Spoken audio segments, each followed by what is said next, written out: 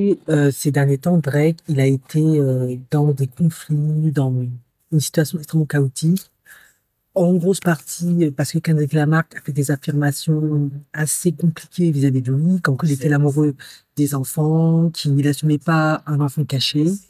Bien évidemment, il a démenti tout ça, sauf que il semblerait qu'un peu dans le milieu de la musique, sa crédibilité en tant que rappeur est énormément mise en cause.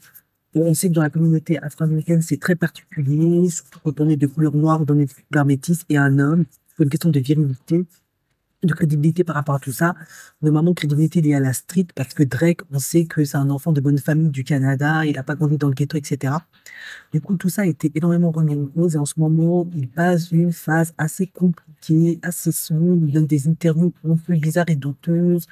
Il semblerait qu'il ne soit pas tout à fait au clair avec son physique, ce qu'il représente. De plus, comme tout ça maintenant c'est quand même remis en cause, eh bien, il faut savoir que Drake, il a eu des enfants qu'il a reconnus, il a assumé des relations avec des femmes qui étaient non afro-américaines. Bon, jusque-là, il est libre. Sauf que, avec tout ce qui se passe, les gens pensent que son couple avec Sexy Red ne serait que purement marketing, ce ne serait pas de la sincérité. Ce serait aussi certainement un but artistique, mais également une volonté d'asseoir sa stricte crédibilité. En effet, Sexy Red, c'est une femme américaine de noire et ça s'apparente à tout ce qui est, on va dire, vraiment The Street, vraiment le cœur de la communauté noire, la communauté afro-américaine, vraiment le gangsta rap, tout ça, tout ça. Du coup, on soupçonne qu'on utiliserait les femmes noires, Sexy Red, pour sa crédibilité.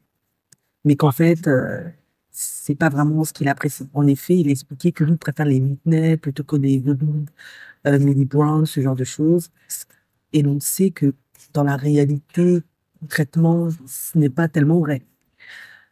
Du coup, ben, ça s'arrange pas pour Drake, hein, en gros, vous l'avez compris. Et les gens se demandent, est-ce que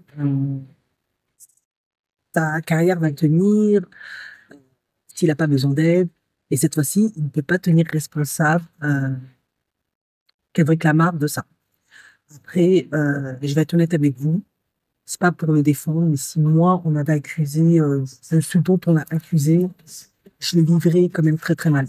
Parce qu'il faut quand même savoir qu'une grande majorité du public de Drake se compose aussi de femmes. Normal, hein, tu t'identifies, etc.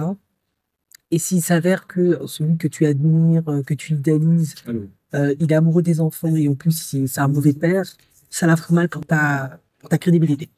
Donc, effectivement, ça pourrait se tenir qu'il se servirait de Sexy Red, que de ce couple-là, de cette alliance-là, pour asseoir sa position au sein de la communauté afro-américaine, parce qu'on sait que celles qui détiennent et qui sont le cœur et le moteur des lobbies afro-américains, ben, ce sont les femmes noires. Si elles ne montent pas au front, les choses ne changent pas, les choses ne bougent pas. En tout cas, de nos jours, on va dire.